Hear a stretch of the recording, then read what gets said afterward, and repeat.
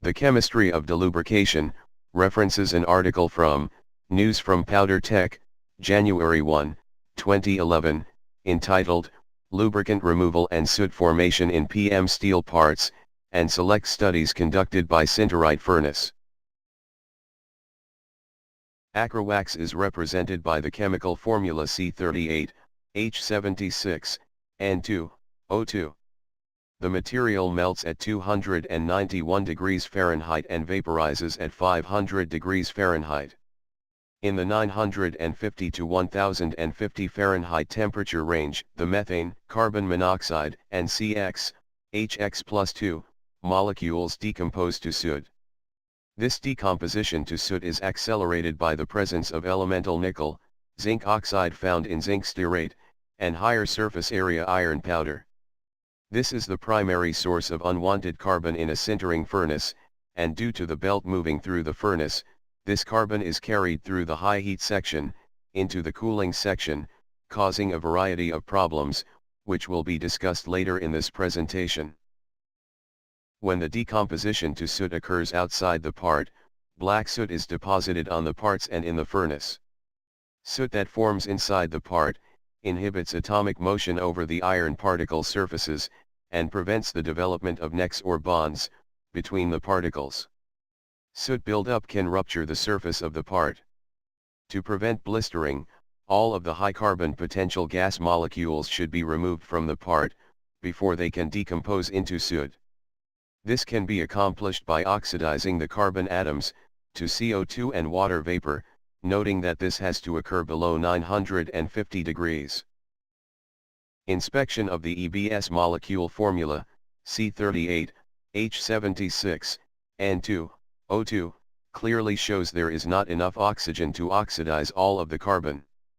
For a 1 kg part with 0.75% EBS, we would need 1.5 weight% oxygen. A calculation example will be shown on a later slide. Oxidation can be accomplished by injecting water vapor, CO2, or air directly into the delube zone. Blistering is more prevalent in higher density compacts and parts containing nickel. Next, we will take a look at an example to determine the minimum amount of oxidizer needed to combine with the carbon to form CO2, keeping in mind that this reaction needs to occur below 950 degrees Fahrenheit. In this example, we'll be looking at 350 pounds of compacted powder metal parts that were pressed with 0.75% by weight Acrywax lubricant. This means that the parts would have 2.625 pounds of lube in them that would need to be removed prior to sintering. The parts contain 1,193 grams of lube, which has 592 grams per mole of EBS. We need to combine 2.02 moles carbon with enough oxygen in order to form the necessary CO2, avoiding sooting. Since there are 38 carbon atoms in every molecule of EBS, this particular example has 76.59 moles of carbon, requiring 153.18 moles of oxygen to form the CO2. Water, having 2 oxygen atoms per molecule, would require the same number of moles as the carbon that is available. In this example, 0.38 gallons of water is the minimum amount. If air is the oxidizer, the percentage of oxygen in the air and the need for 2 oxygen atoms per carbon atom must be taken into account. With the details shown, the minimum amount of air required would be 585 cubic feet. This type of calculation is required to determine the air or water flow rate settings for the preheat delubrication section of the furnace. If insufficient oxidizer is provided, soot will form as the lubricant moves into the higher temperature sections of the furnace. Now, we will review several of the many adverse consequences of sooting which is caused by improper delubrication. Possibly the most significant impact is on the physical properties performance of the sintered part. Soot remaining in the part will interfere with the neck development between the particles, resulting in possibly inferior strength properties. The soot can also alter the chemistry of the alloy, affecting both static and dynamic part properties, particularly troublesome in highly engineered, high-performance parts.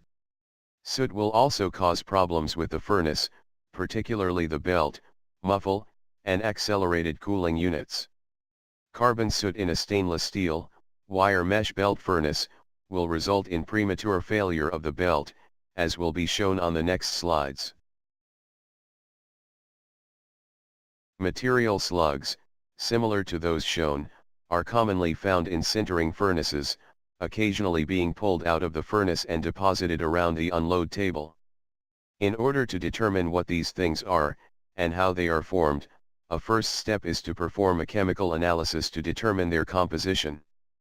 The following example is from a study of a sintering furnace using a 314 stainless steel wire mesh belt. Shown is the material sample analysis of the slugs from the previous page.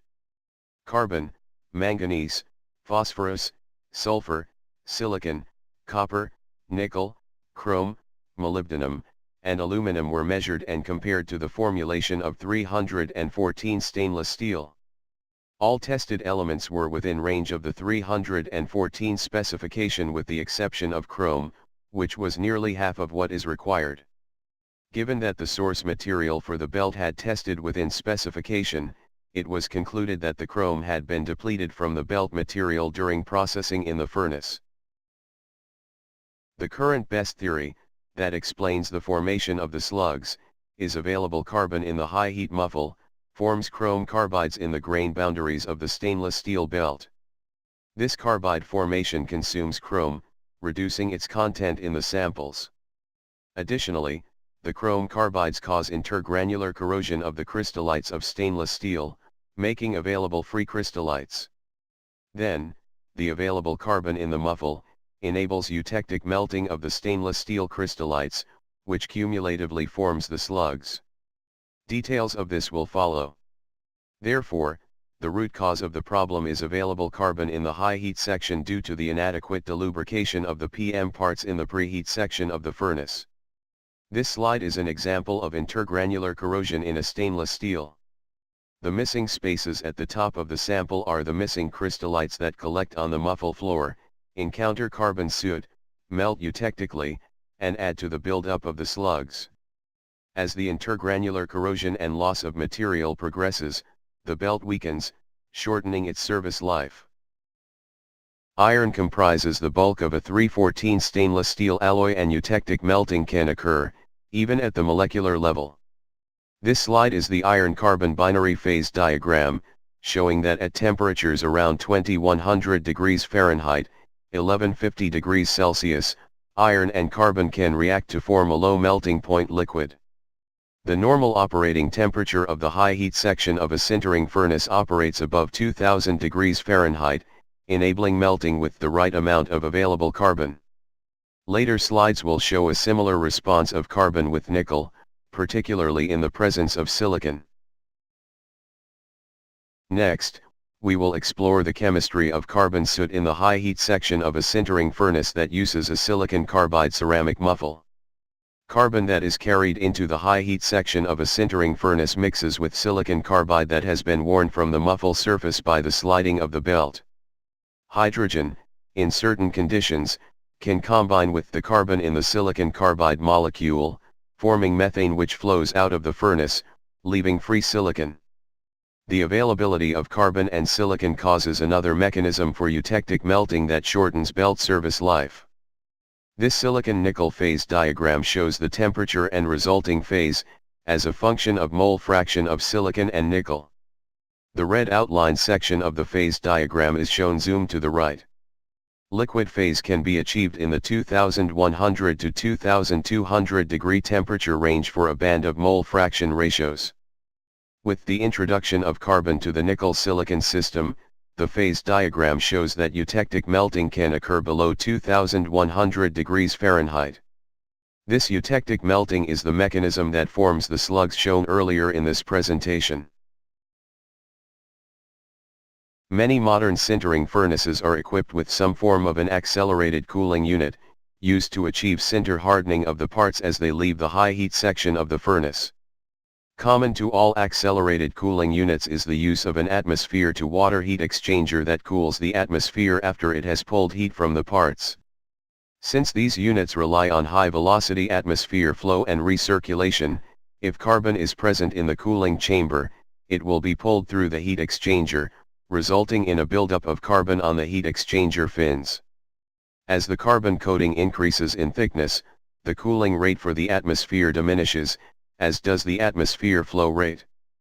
Both of these degradations adversely affect the cooling rate of the parts, which in turn reduces part hardness.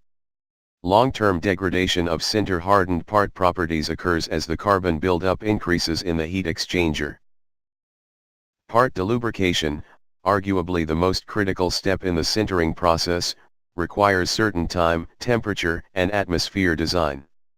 To ensure proper delubrication, the part must be maintained in a temperature range of 500 to 950 degrees Fahrenheit for sufficient time for the lubricant to vaporize and leave the part. During this period of vaporization, the atmosphere must contain sufficient oxygen to combine with the escaping carbon atoms so that CO2 forms and flows out of the furnace. Failure to achieve these conditions will result in the formation of soot, causing a variety of problems for both the part quality and the furnace life. For more information on delubrication, or any other aspect of sintering, contact Sinterite Furnace.